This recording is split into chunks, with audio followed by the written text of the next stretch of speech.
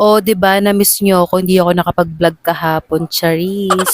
So ito na nga mga mare yung part 2 ng vlog natin nung mini vlog ko nung number 60. Ito na nga mga mare, magluluto serye na naman tayo ngayon for today's video.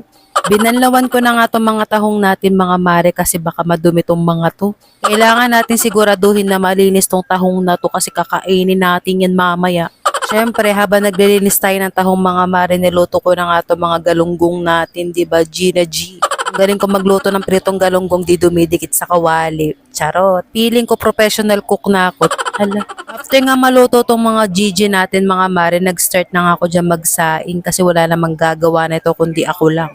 Diba pag nanay ka, ikaw na magluluto ng ulam, ikaw na magsasaing, ikaw na maglilinis, ikaw pa maghuhugas, lahat na ng gawain sa amin na. Hindi na para magreklamo pa ang babaeng to, wala naman kasi tayong noche kasi ginusto nga natin to mga mare. Ginupit ko na nga tong buhok ng tahong mga mare, may buhok din pala sila.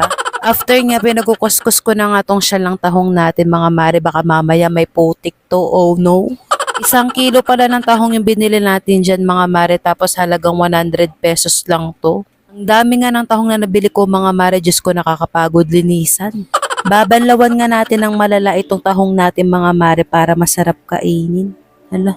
Sisiguraduhin ko nga mga mare na sobrang linis yung tahong natin bago natin iluto para safe ang lahat. Sobrang linis ito mga mare, mas malinis pa to sa inyo.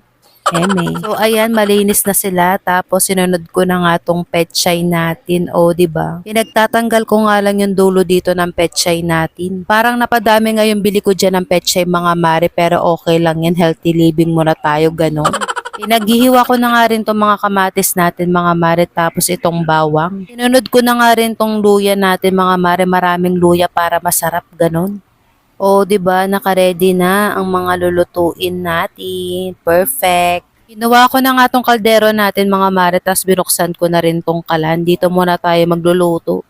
Pag gantong may sabaw ngayon niluluto ko mga mare, dito talaga ako nagluluto kasi malalim to. Nilagyan ko nga lang yan ng konting mantika, tas ginisa ko na tong bawang tapos sibuyas. Nilagay ko na nga rin tong luya mga mare, tapos mekos-mekos mo lang yan, tapos i-add na natin tong mga kamatis natin. Tapos halu-haluin mo lang yan mga mare hanggang sumaya ka. Hinalo-halo ko lang yan mga mare, tapos nung nakita ko nalantahan na yung kamatis natin, nilagay ko na tong mga tahong natin. Halu-haluin mo lang yan ulit mga mare hanggang maging halo-halo. Charot.